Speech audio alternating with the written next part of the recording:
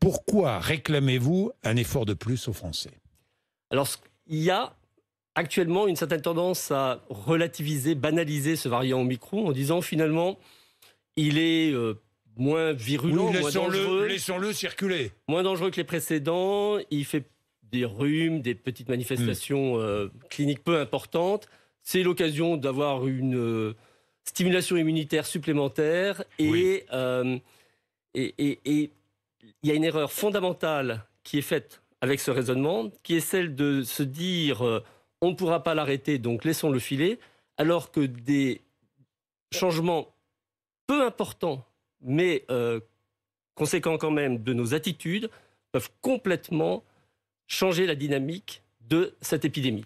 Je vais juste vous donner un exemple. Si nous diminuions tous de 20% de contacts, ce qui n'est pas grand-chose, hein, on fait un peu attention, on annule un dîner qui devait venir, on ne fait pas la réunion pour l'anniversaire de l'enfant le week-end prochain, etc.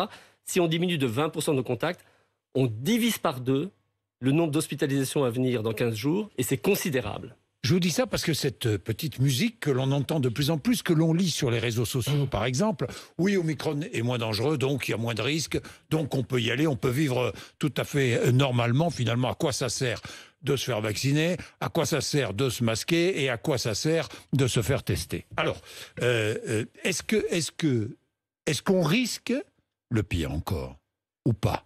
Alors, ce qu'il faut comprendre avec Omicron, c'est que effectivement, il donne des formes cliniques moins sévères. Cela tient au fait que c'est un virus qui se multiplie plus facilement dans les voies aériennes supérieures, moins dans les poumons, donc il y a moins de pneumopathie. Oui. Si on compare avec Delta, quand on est infecté par Omicron, on divise par 2 son risque d'hospitalisation, et une fois hospitalisé, vous divisez par 3 le risque d'aller en soins intensifs. Donc c'est effectivement des formes cliniques plus légères. Néanmoins, comme le nombre de cas est beaucoup plus élevé, et on le voit ces jours-ci, on est à des chiffres de 300 000 infections par jour. Oui, en moyenne, 300 000. Qui en fait veut dire, parce que les services de dépistage sont saturés, qu'on est probablement à 500 000 par jour. Si on compare avec les 30-50 000 qu'on avait à la fin de l'année 2021, on voit bien qu'on a multiplié par 10 le nombre de cas. Donc même si vous divisez par 2 le risque d'hospitalisation, et une fois hospitalisé, vous divisez par 3 votre risque de passer en réanimation, vous avez quand même un afflux de patients qui va arriver vers les admissions des hôpitaux dans les 15 jours qui viennent, qui a déjà commencé, notamment en Île-de-France où le virus circule beaucoup. Ce ne seront pas les mêmes patients qu'avant. Ce seront des patients, entre guillemets, plus légers, qui auront besoin d'hospitalisation plus courte. Moins iront en réanimation.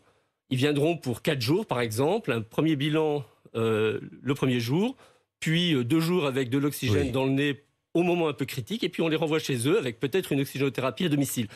Mais ça va être quand même énormément de patients. Et ça arrive sur des services hospitaliers qui sont fatigués de 2 ans de crise, avec un absentéisme aussi dans les services hospitaliers qui va être aggravé par le fait que beaucoup des personnels soignants vont être infectés aussi.